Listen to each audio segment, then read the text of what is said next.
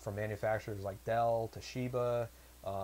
Asus is actually, well, Acer is actually doing pretty well in the laptop market. But you have all these companies that aren't, or sending out their support overseas. You're not getting the quality of service that you really need. I mean, I look at Dell computers all the time, newer Dell computers, and they're crap. They're crap machines. They fail all the time, and they don't last. So then people go. I have a MacBook Pro, and I love it because I haven't had one thing wrong with it hardware-wise, not one, and it's been reliable every single time. Great battery life. But you can't blame that on a Windows machine. That has nothing to do with the operating system. Well, you can't, but the Windows machine and the operating system go hand in hand. I mean, with sure, but if you wanted to spend $1,800 on a brand new Windows laptop, yeah, and you could assemble it with amazing parts better than the parts that are in the MacBook Pro, and it'll be just as reliable. Yeah, it should be just as reliable because you're buying premium parts. Yeah, but if you could buy a MacBook that cost $400. Like you can buy a Windows PC, but it wouldn't be good. Yeah, I know it wouldn't be good. You'd have the same problems that you have with a $400. Well, yeah, PC. but you have a $1,000 MacBook that you get your operating system on top of it. You don't have to worry about licensings. You don't have to worry about you're going to need software. All the software is pre-built on there.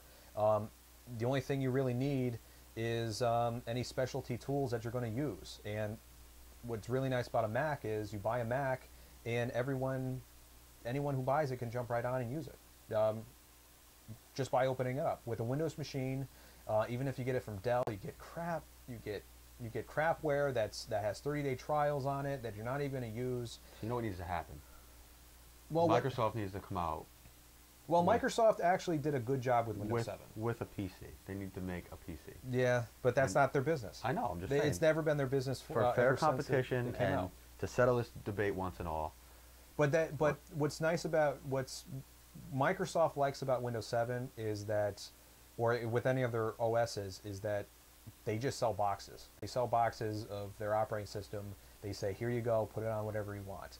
And that's where they make their money from. They make a lot of money from that. Quite a bit more than Apple. Yeah, if you look at their their margins are very, very high for Windows 7. Mm-hmm. But with a Mac, you're buying a quality machine. You're buying quality parts. You're buying and if you need help, take it down to your Apple store. Genius will help you. So for free. Not a real genius. Well, not a real genius. They're not real geniuses. Geniuses by job title. Yeah, by job title. All right, we gotta move on. Yeah, we gotta move on. All right. I feel like we didn't. Another Mac story. Valve brings Steam to the Mac, which is a very, very big story. Yeah, anybody interested in gaming is gonna love that. Oh yeah, I'm definitely gonna love it because I have a Mac, and I keep a boot camp partition on my machine, so I can go back and play games on Steam on my MacBook Pro.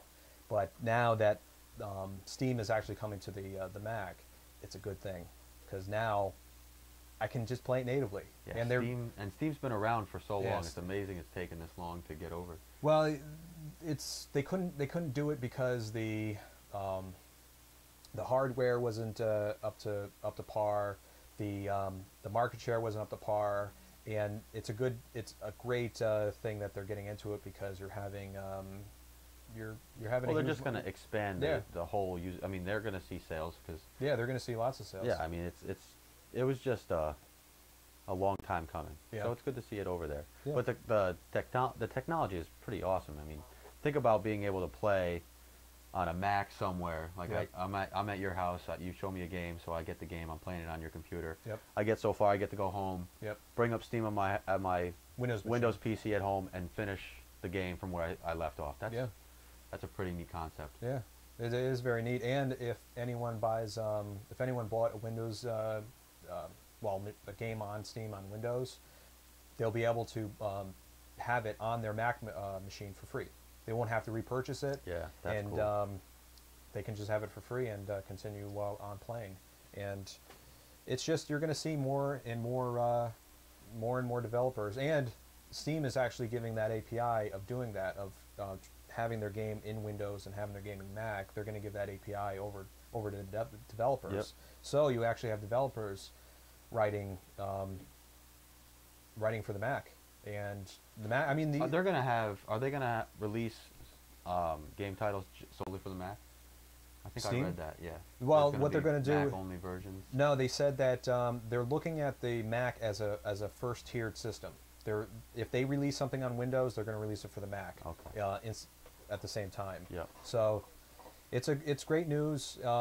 Just because are they going to bring all the games, make all the games available on the Mac? Yeah, every game that Valve has made, which would be all the Half-Life titles, Half-Life 2, Half-Life, all the other chapters in Half-Life. They're going to bring Team Fortress 2. They're going to bring Portal, which Portal 2 is coming out in the fall, which kind of broke the story. I'm going for it.